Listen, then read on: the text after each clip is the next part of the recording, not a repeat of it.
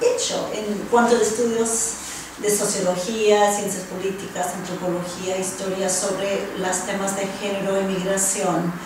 Entonces hablé de cuánta literatura ha salido desde Asia, Europa, América Latina, Estados Unidos, y a la vez cómo queda un poco invisible dentro del marco general de los estudios migratorios. Pero hablé de muchos temas. Por ejemplo, hay una gran corriente sobre el trabajo doméstico, pues que hay un gran auge en todo el mundo, el trabajo doméstico de migración, ¿no? Y pues tienes tú las filipinas migrantes que migran por todo el mundo, a Hong Kong, Canadá, el Medio Oeste, Italia, las mexicanas y centroamericanas hacia los Estados Unidos, también las caribeñas, ahora pues muchas peruanas, dominicanas y ecuatorianas hacia Europa, y también lo que está pasando ahora, las mujeres del este de las sociedades que eran del Unión Soviético, ya se están yendo a Alemania y otros países, y aquí también en Chile, tan relevante, ¿no?, con las peruanas que están llegando.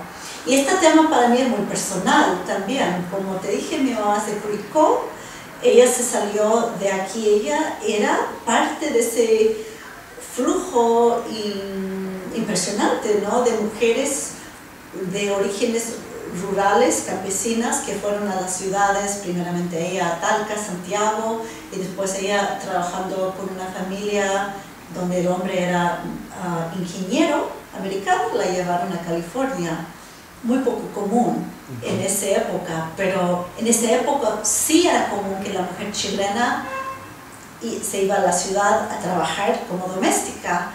Ahora todas importadas del extranjero. Entonces hablé un poco de ese tema, también hablé del sex trafficking, el trabajo sexual, de estudios y actividades que han realizado con niños, inmigrantes y adolescentes.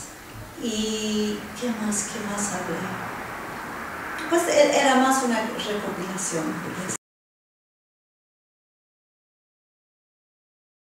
Bueno, son muchas en los Estados Unidos, y yo creo que es muy semejante en muchas partes del mundo. Claro, se puede hablar de discriminación laboral, sexual, de género, de raza, muy fuerte en los Estados Unidos y quizás menos reconocido aquí en Chile, así como una categoría, raza y etnicidad y racismo.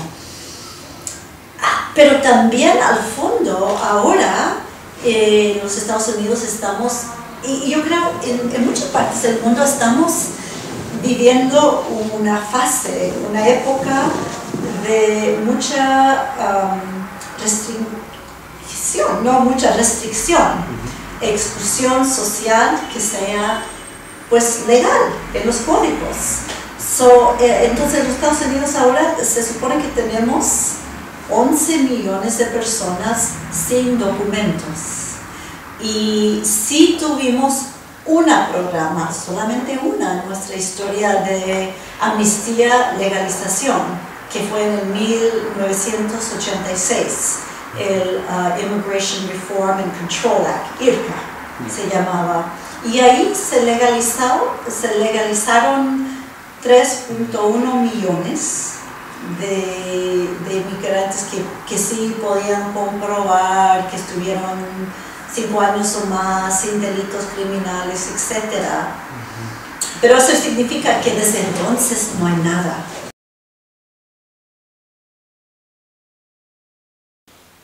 Bueno, la globalización sí se presta a los fluidos, ¿no? Los fluidos en muchos fluidos laborales, migrantes, laborales, abierto.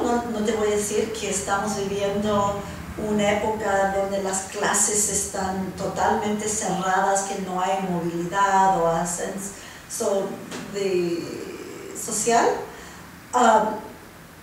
Pero sin embargo, si vemos todos los los acuerdos como NAFTA, the North American Free Trade Agreement, y en muchos países se trata de la mercancía y del capital, y ahí no sale las comunidades humanas, sociales, derechos laborales, no van incluidos ahí. Entonces, eso sí es lo que hace falta.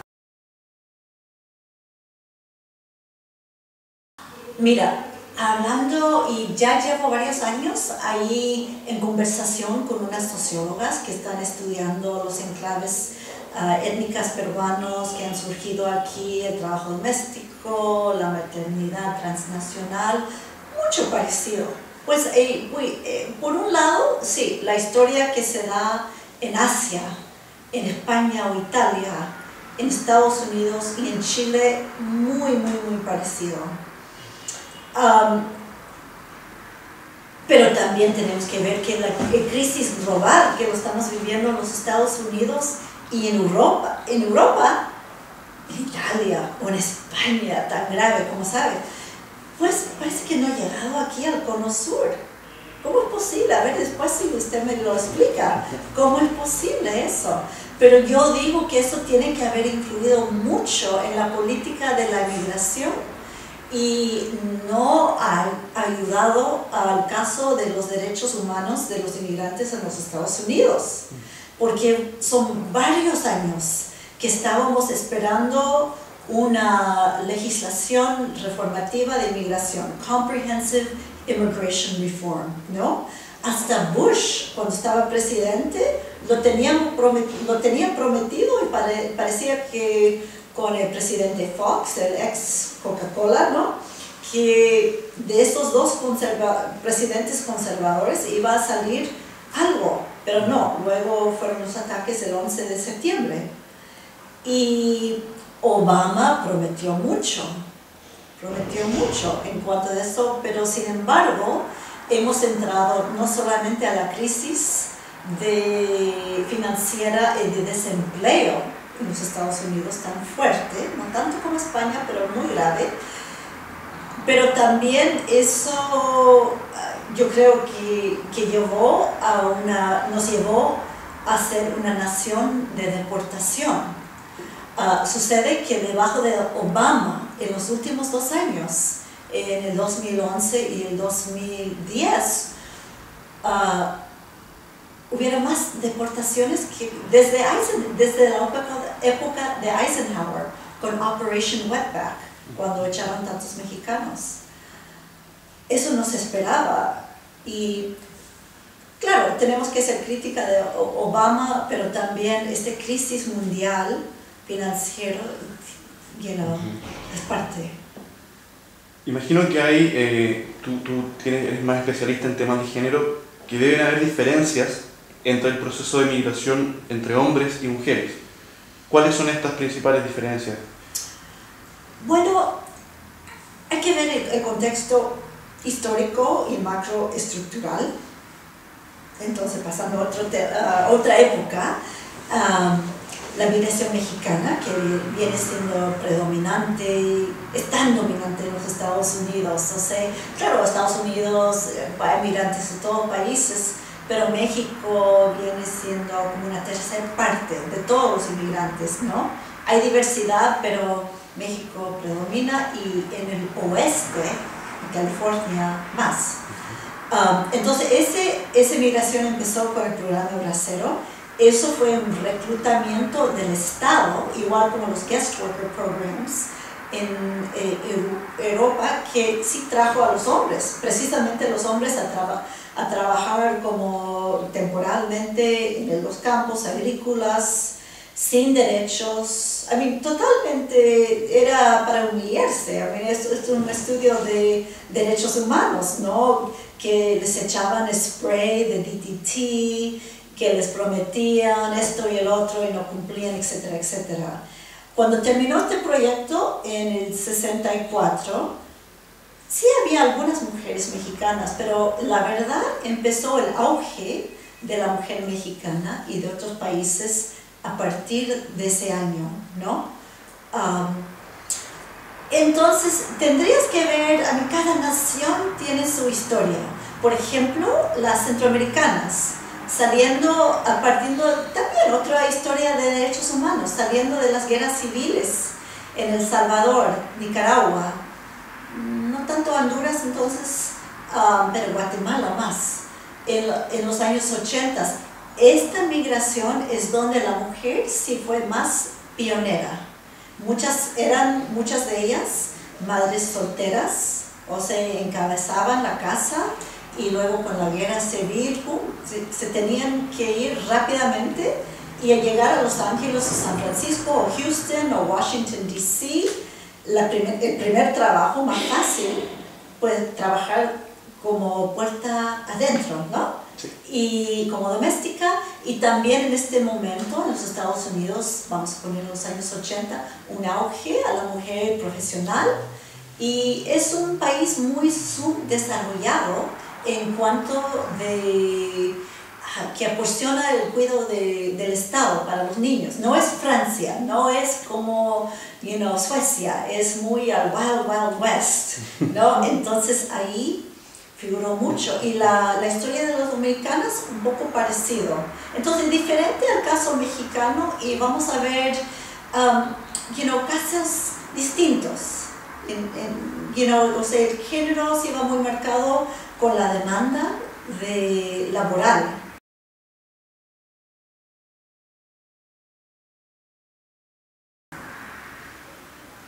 Claro que muchas comunidades migrantes están hasta los ojos, hasta aquí de sobrevivir, de ganarse la vida, de cuidar sus hijos, ya que estén con ellos, ¿no? Entonces queda poca energía a veces para involucrarse en la vida política, social, cívica, de sindicatos, etc. Sin embargo, han surgido varias agencias, ONGs, algunos organizados por, ¿cómo traduzco? Asociaciones de pueblos de origen, Hometown Associations, muy popular. Los mexicanos, pues de cualquier pueblito en Zacatecas o Jalisco se forman en Chicago, San Francisco y reclutan fondos, tienen sus fiestas y mandan dinero hacia sus países. Esto en general, los Hometown Associations y las federaciones han llegado a ser, sí juegan un papel político dentro de los Estados Unidos, menos en los Estados Unidos, pero están tratando, y mucho en México más. Pero en general tienen la tendencia de ser dominados por los hombres, y hombres que ya les ha ido bien, más o menos, ¿no? Ya tienen quizás una pequeña empresa, etc. Los sindicatos, otro sector importante. A partir del 2000, la política de los sindicatos principales como el AFL-CIO en los Estados Unidos, el SEIU, cambiaron totalmente. Desde que iniciaron a finales del siglo XIX, siempre fueron muy puerta cerrada al inmigrante, ¿no? Era para hombres ciudadanos, hombres blancos y hombres, ¿no? Muy restringido de luchar por lo que les decían el family wage, un sueldo para ganar, para que tu mujer y sus hijos no tuvieran que trabajar. Y fueron también muy partidarios de una política muchas veces racistas y exclusionistas, mucha restricción al inmigrante. En el 2000 como que se dieron cuenta, ya no tenemos estas fábricas, ya los nuevos trabajadores que tenemos que organizar son los que están trabajando en servicios. ¿Quiénes son? Son de minoría, raza étnica, son mujeres y son inmigrantes. Cambió totalmente la política, y sí, ha habido desde entonces bastante movimiento con por ejemplo, en Los Ángeles o cualquier ciudad grande, con los trabajadores de hoteles y restaurantes, por ejemplo, las empleadas y empleados de los grandes hoteles, y unas cuantas fábricas que van quedando. Sigue siendo un sector importante y en Los Ángeles sí han ganado muchas luchas, no solamente para el sueldo mínimo, pero sino para el fair wage, ¿no? O sea, ya viene como una parte de esa campaña de justicia, economic justice, ¿no? Sí. Económica. Luego está el sector de religión, activistas religiosas que, pues, Estados Unidos, quizás tanto como Chile o más todavía, es una sociedad tan religiosa, ¿no? Y pues jamás hemos tenido un presidente que no sea cristiano, solamente tuvimos un presidente que fue católico. Y los demás protestantes, aunque Obama siempre está diciendo las de extrema derecha que es musulmán, de África, que ni nacido en los Estados Unidos, etc. Yo pasé varios años trabajando con esta gente del sector religioso que se organizaba para los derechos de inmigrantes. Y saqué 2 libros al final, uno que se llama God's Heart Has No Borders, el corazón de Dios no tiene fronteras, y otro sobre justicia social en los inmigrantes. Y allí, pues, la religión lo vi como es un aparato no para ser tan instrumental, pero sí pega fuerte, ¿no? Para como organizar a la gente. No quiero decir que es algo de mentira, que lo hacen para aparentar nomás, pero en las campañas para los sindicatos de los inmigrantes, de justicia social, económico, pues hay cualquier clase de el clérigo, judíos, católicos, presbyterians, luteranos, que forman parte de este grupo.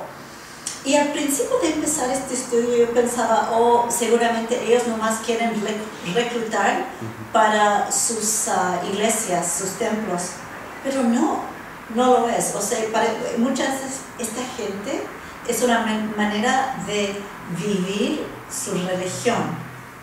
Y pregunto yo, ¿sería posible aquí en Chile, no?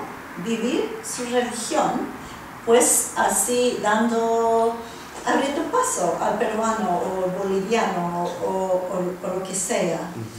También hice un estudio con después de nuestro 11 de septiembre, con los musulmanes inmigrantes. Es una población bastante fuerte y hay muchos de ellos pues, en el este y en Detroit, pero la congregación más grande está en Los Ángeles y el condado de Orange, Orange County. Y la gran mayoría de ellos son profesionales, ya ingresados en universidades como científicos o ingenieros, algunos médicos. Pero después del 11 de septiembre, esto sí fue una campaña de derechos civiles muy fuerte, las violaciones de derechos civiles, un poco al orden de Chile del 73. Hubo ese momento cuando pensaban ellos que nos van a llevar al estadio, que llegaron a tocar la puerta en la noche, a llevar sus hijos o los hombres. Entonces hay unos grupos como el Muslim Public Affairs Council o the Council on American Islamic Relations y unos otros que se apelaron mucho y movilizaron a mucha de su gente. Pero fíjate que la manera de que lo hagan, la manera de que usan la religión es muy distinta a la manera de que puedan usarla los cristianos e inclusive los judíos. Descubrí que dentro de estos grupos como MPAC y CARE, los musulmanes, religión siempre tiene que quedar como si fuera algo muy privado, en ese cuarto allá es donde uno se va a rezar, pero cuando ellos hablan públicamente, pues sí, o sea, están muy bien afeitados, con traje, y están hablando de la Constitución americana, no están diciendo de que sí, aquí Mohammed nos dijo.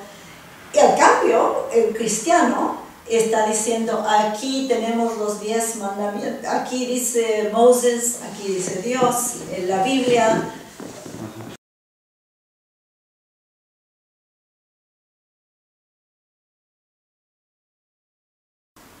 Sumamente importante, ¿no? Ahora, como te contaba, en este viaje ya visité el Museo de la Memoria, que no existía 4 años atrás, en la última visita que hice a Chile. Entonces, pues Chile, como más que cualquier otro país, tiene tan presente este factor de la memoria, cómo se borra, cómo se recuerda. Hay una gran sensibilidad a la memoria y claro, siempre como media chilena, estoy muy orgullosa también de Chile por tantos años con su historia de movimientos sociales, sindicales, socialistas, y etcétera, educación. Pero también fíjate que veo que hay una sensibilidad a las clases sociales en Chile, pero también a la vez son tan marcadas. Entonces, en los Estados Unidos, sí, siempre hemos tenido la narrativa, que sea cierto o no, pero de que hay más, que está más abierto, ¿no? La movilidad social. Entonces, aquí en Chile yo creo conciencia sobre raza es lo que falta todavía caer más profundamente, ¿no? Porque lo que he visto es los peruanos, aquí tienen bastante, por ejemplo, argentinos también, ¿no? Pero parece que ellos no caen en esta narrativa de migrante, sino, por ejemplo, cuando fui a la Plaza de Armas ayer y entré a ese caracol ahí al lado, este es un espacio de los peruanos, los bolivianos y ahora unos colombianos y ¿quiénes más? Quizás unos haitianos. Entonces, Chile todavía se me hace que tiene que buscar dentro su gran sensibilidad de justicia social, derechos humanos, su gran historia sindical, tiene que buscar una manera de embarcar género, raza y quizás sexualidad, pues también.